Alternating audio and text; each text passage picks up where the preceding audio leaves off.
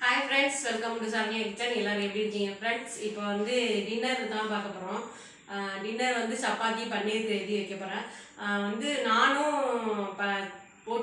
பன்னீர் gravy already போட்டிருக்கேன். இப்போ வந்து சப்பாத்தியும் பன்னீர் கிரேவியும் செய்யலான்னு நைட் டின்னர் இது. நான் என்ன செய்கிறேன்னு பார்க்கறதுக்காக ஒரு வீடியோ. வாங்க வீடியோக்குள்ள போகலாம்.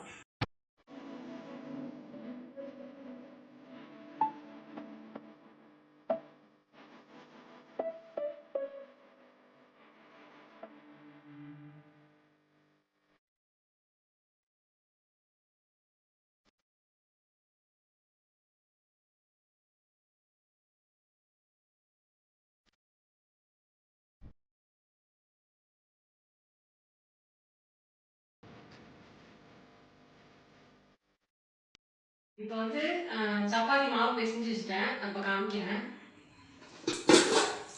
சப்பாத்திக்கு மாவு பிசைஞ்சு வச்சுட்டேன். இங்கே பாருங்கள், நல்லா சாஃப்டாகிட்டு. இப்போ அரை மணி நேரம் ஆகுது பிசைஞ்சு. அப்படியே மூடி இருக்கட்டும். இப்போ வந்து பன்னீர் கிரேவிக்கு வந்து பன்னீர், தக்காளி, வெங்காயம், பட்டர் ஒரு பீஸ் சின்னதாக கொஞ்சம் இதாக இருக்குது. அப்படியே ஒரு பீஸை போட்டுருவேன்.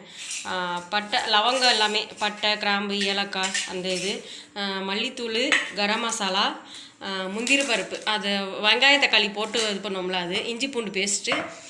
இஞ்சி வந்து நான் பேஸ்ட்டாக வச்சுருக்கேன். நீங்கள் வந்து இஞ்சி பூண்டும் இது பண்ணிங்கன்னா வெங்காய தக்காளி வதக்கும் போதே போட்டுருங்க. நான் இஞ்சி பூண்டு பேஸ்ட்டாக வச்சுருக்கேன். எண்ணெய், தயிர், சுகரு, அவ்வளோதான் ஃப்ரெண்ட்ஸ். இப்போ வந்து கஸ்தூரி மேத்தி, இது வந்து வெந்தயம் தான். வெந்தயம் காய வச்சு, அந்த வெந்தய கீரை இருக்குல்ல, வெந்தய கீரை இருக்கும்போது அதை வந்து கழுவி நல்லா காய வச்சிங்கன்னா அதுதான் கஸ்தூரி மேத்தின்பாங்க. வெந்தய கீரை தான் காஞ்ச பிறகு கஸ்தூரி மேத்தின்பாங்க. அதுதான் வச்சுருக்கேன் நான். இப்போ வந்து எப்படி என்ன செய்யலான்னு பார்க்கலாம் ஃப்ரெண்ட்ஸ். இப்போ வந்து எண்ணெய் சட்டி சூடு வந்துட்டு எண்ணெய் ஊற்றிக்கலாம். கொஞ்சோண்டு எண்ணெய் ஊற்றிட்டு பட்டர் போட்டுக்கலாம். ஏன்னா ஃபஸ்ட்டு வந்து எண்ணெய் ஊற்றிக்கலாம்னா அதுக்கப்புறம் பட்டர் போட்டுக்கலாம். இது வந்து கொஞ்சம் எல்லாம் இது பண்ணிட்டேன். பெல்ட்லேருந்து ஃப்ரிட்ஜிலேருந்து வச்சு கொஞ்சம் இதாக இருக்குது. இப்போ வந்து வெங்காயம் போட்டுக்கலாம். ஃபஸ்ட்டு வெங்காயம் போட்டு நல்லா வதக்கிக்கலாம். நல்லா தூக்கி வைக்கணும் ஃப்ரெண்ட்ஸ். இப்போ வந்து வெங்காயம் நல்லா வதங்கிட்டு, இப்போ அடுத்தது இஞ்சி பூண்டு பேஸ்ட்டும் நம்ம வந்து முந்திரி பருப்பும் போட்டுக்கலாம். இஞ்சி பூண்டு பேஸ்ட் வந்து உங்களுக்கு எவ்வளோ வேணுமோ அதுக்கு தகுந்தாப்புல போட்டுக்கோங்க. நான் வந்து ஒரு ஸ்பூன் போடுறேன், 1.5 ஸ்பூன் போடுறேன். அவ்வளோதான் ஃப்ரெண்ட்ஸ். இப்போ அடுத்தது இஞ்சி பூண்டு வதக்கணுன்னே அந்த இஞ்சி பூண்டு பேஸ்ட்டு கொஞ்சம் பச்சை வாடை போகட்டும்.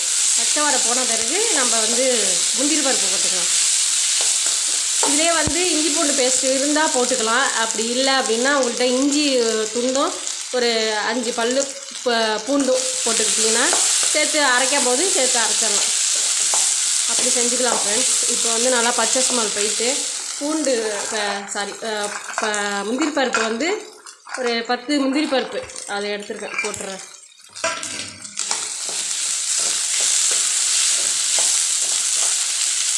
முந்திரி பருப்பு 10 முந்திரி பருப்பு போட்டேன். இப்போ தக்காளி வந்து நல்லா வதக்கியாச்சு. வெங்காயம் தக்காளி போட்டுடலாம். தக்காளி போட்டு ஃபுல்லாக வதக்கிடலாம். இதெல்லாம் உப்பெல்லாம் ஆட் பண்ணக்கூடாது.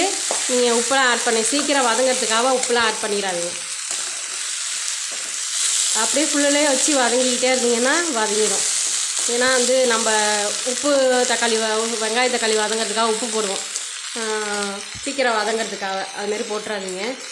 இது போட்டிங்கன்னா அப்புறம் வந்து அரைக்கும் போது அதுலேயும் உப்பு இதாகிடும். அதனால் உப்பு போட வேணாம். நம்ம பட்டர் மட்டும் போட்டால் போதும். இப்போ கொஞ்சம் நல்லா வதங்கட்டும். வதங்கின பிறகு பார்க்கலாம். அவ்வளோதான் ஃப்ரெண்ட்ஸ், நல்லா வதங்கிடுச்சு. இது போதும். நம்ம இது அரைக்க தானே போகிறோம், அதனால் வந்து கரெக்டாக இருக்கும். அவ்வளோதான் ஃப்ரெண்ட்ஸ். இப்போ வந்து நம்ம சூடு ஆறின பிறகு நம்ம வந்து அரைச்சிக்கலாம். அது அரைச்ச பிறகு அதுக்கப்புறம் மசாலா, மிளகாத்தூள் எல்லாம் போட்டு இது பண்ணிக்கலாம்.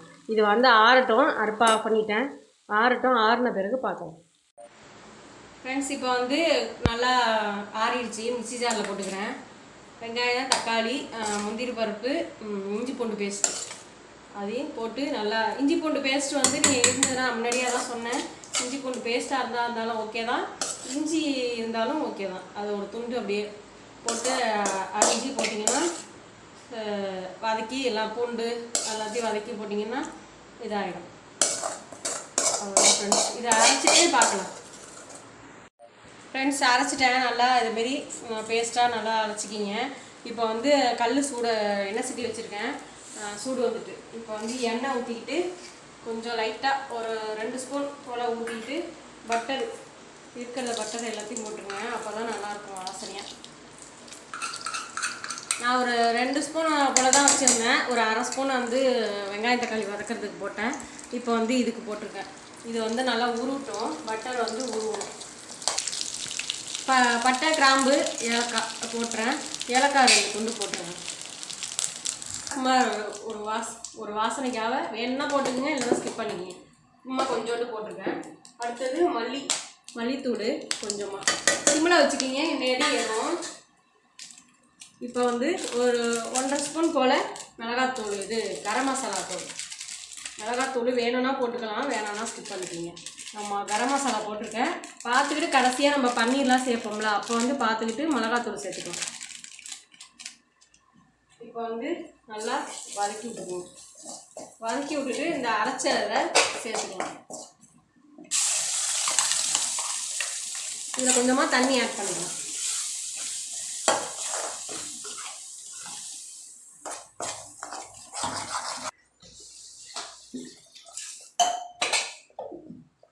போல் தண்ணி ஊற்றிருக்கேன், எல்லாத்தையும் ஆட் பண்ணிடுறேன். அப்படியே இதாக இருக்கும், கொதிக்க கரெக்டாக இருக்கும். இப்போ வந்து நம்ம வந்து மிளகாத்தூள் பத்தலை சேர்த்துக்கலாம். கரம் மசாலா ஒரு 2 ஸ்பூன் போல் போட்டிருக்கேன். அப்புறம் வந்து மிளகாத்தூள் சும்மா வீட்டில் அரைச்ச மிளகாத்தூள் நான் வந்து இப்போ காய வச்சுருக்கேன், அதை காய வச்சு அரைக்கணும். அவ்வளோதான் ஃப்ரெண்ட்ஸ். இப்போ வந்து நல்லா இதே திக்காயிட்டு பாருங்க. இது லைட்டாக கொதிக்கிட்டோம். கொதி வந்த பிறகு பன்னீர் போட்டுக்கலாம். பன்னீர் போட்ட பிறகு கொதி வேண்டாம், உடஞ்சி போயிடும். அதனால் லைட்டாக கொதி வந்தால் போதும். தயிர் ஊற்றிக்கலாம். கொஞ்சமாக ஒரு அரை ஸ்பூன் போல் தயிர் ஊற்றிங்க, கொஞ்சம் நல்லாயிருக்கும்.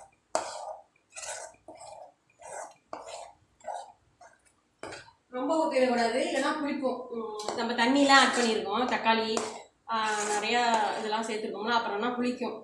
தக்காளிலாம் நிறையா சேர்த்துருக்கோம், அதனால் தயிரும் சேர்த்து இது பண்ணிங்கன்னா புளிக்கும். இதுக்கு தேவையான அளவு உப்பு. அவ்வளோதான் ஃப்ரெண்ட்ஸ். இப்போ வந்து பன்னீர் போட்டுக்கலாம். நல்லா இது வந்து உப்பு போட்டு இது பண்ணிப்போம்ல, அதை வந்து நல்லா இது பண்ணிக்கலாம். கடைசியாக இறக்கும் போது சுகரும் கஸ்தூரி மேத்தும் போட்டு இறக்கிட வேண்டியது.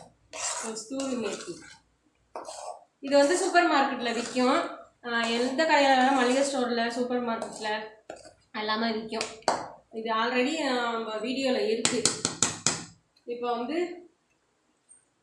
பன்னீர் மட்டும் போட்டுக்கலாம் ஃப்ரெண்ட்ஸ். இப்போ வந்து பன்னீர்லாம் ஃபுல்லாக போட்டுக்கிறேன். எல்லாத்தையும் போட்டேன், உடையாமல் நம்ம வந்து கிண்டி விடணும். லைட்டாக நம்ம வந்து ஃபுல்லாக ரொம்ப இது பண்ண விடாது, லைட்டாக கிண்டி விடணும் ஃப்ரெண்ட்ஸ். அவ்வளோதான். இதை வந்து கொஞ்சோண்டு சர்க்கரை போட்டுக்கணும். ரொம்ப சர்க்கரை போடக்கூடாது, ஒரு அரை ஸ்பூன் போல் போட்டுக்கணும். அவ்வளோதான் ஃப்ரெண்ட்ஸ். நான் சின்ன ஸ்பூனாக இருக்கிற வாசி 1 ஸ்பூன் போட்டிருக்கேன், நீங்கள் பெருசாக இருந்தீங்கன்னா அரை ஸ்பூன் போட்டுக்கணும். அவ்வளோதான் ஃப்ரெண்ட்ஸ். இப்போ வந்து லைட்டாக கிண்டி விட்டுட்டு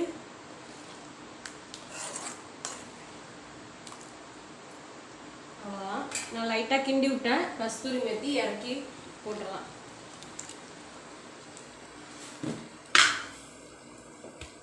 கொஞ்சமாக ஒரு கொஞ்சோண்டு லைட்டாக, ரொம்ப போடக்கூடாது, கொஞ்சமாக போட்டுக்கோங்க. இப்படி கசக்கி விட்டு போட்டிங்கன்னா அவ்வளோதான் ஃப்ரெண்ட்ஸ்.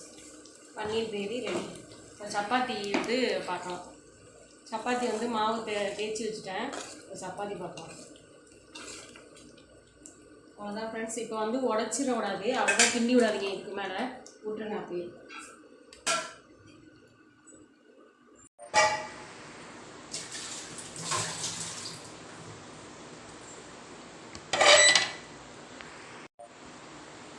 ஃப்ரெண்ட்ஸ் இப்போ வந்து சப்பாத்தி தேய்ச்சி வச்சிட்டேன். இது பண்ணி போட்டு எடுத்துட வேண்டியதான். அது தேய்க்கிறது யாருக்கும் ஈஸி தான். அதுக்கு மேலே ரொம்ப காமிக்கல. அப்படியே அவ்வளோதான் ஃப்ரெண்ட்ஸ். சப்பாத்தி வந்து வேகட்டும். வெந்த பிறகு கரண்டி போட்டு எடுத்து பண்ணிடலாம். ஃப்ரெண்ட்ஸ் ஓடிக்கிட்டே இருக்கும் ஃப்ரெண்ட்ஸ். போட்டுக்கிட்டேன். அது 3வது போடுறேன். இப்போ போட்டாச்சு. இது 2 போட்டு எடுத்தாச்சுன்னா சாப்பிட வேண்டியதுதான். ஹாய் ஃப்ரெண்ட்ஸ், இப்போ வந்து டேஸ்ட் பார்க்கலாம். நைட் டின்னர் வந்து ரெடி ஆகிடுச்சு. சப்பாத்தியும் எவ்வளோ சாஃப்டாக இருக்குது பாருங்க. எவ்வளோ சாஃப்டாக இருக்குது பாருங்க. நல்லா இதாக இருக்குது சாஃப்டாக. நல்லா ஊறணும். நம்ம ஊறின 1 மணி நேரம் 1.5 மணி நேரம் ஊறினா நல்லாயிருக்கும்.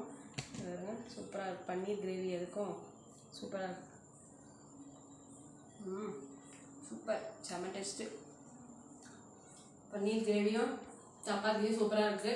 இந்த வீடியோ பிடிச்சிருந்தா லைக் பண்ணுங்கள், ஷேர் பண்ணுங்கள், கமெண்ட் பண்ணுங்கள். மறக்காம சப்ஸ்கிரைப் பண்ணிட்டு பெல் பட்டன் ஆல் கொடுத்தீங்கன்னா நான் போகிற வீடியோஸ் நோட்டிஃபிகேஷனாக வந்துகிட்டே இருக்கும். என் வீடியோ மிஸ் பண்ணாமல் பார்க்கலாம். Take care. நெக்ஸ்ட் வீடியோ சந்திக்கலாம். பாய்.